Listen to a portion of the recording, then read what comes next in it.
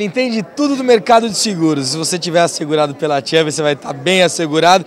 E ó, eu não falo isso porque eu conheço, porque eu fui assegurado Chubb, eu sou assegurado Chubb, e quando eu precisei resolver o meu problema, Acácio Queiroz, prazer te encontrar aqui mais uma vez. Estivemos juntos no Family. É verdade. Não, o prazer é meu, né?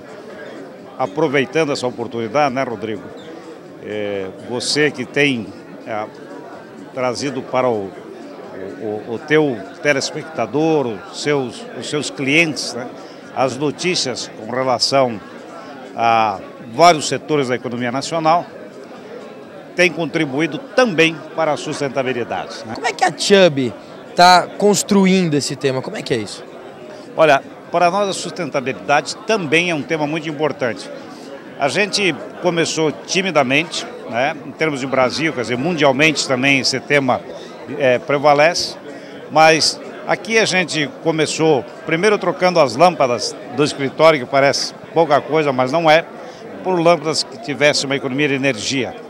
Temos a utilização dos papéis reciclados, fazer uma coleta seletiva, trocamos aqueles copos plásticos que não são as sacolas por canecas para evitar o consumo e jogar na natureza esses recipientes plásticos.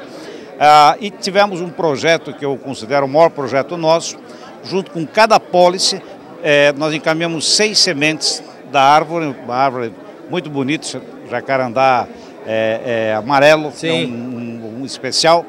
Chubb Seguros, Acácio Queiroz, um prazer estar aqui com você. Rodrigo. Eu quero registrar que o Acácio, além de presidente da Chubb, além de um grande executivo, é também um grande pai, um grande marido e tem uma família maravilhosa.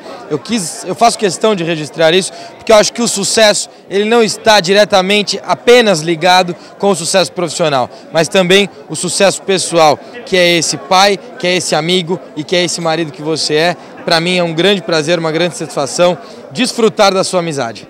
Eu é que agradeço. E realmente, na vida tudo é importante, mas nada mais importante que a nossa família, né? E os amigos. Felicidades, hein? Acácio Queiroz.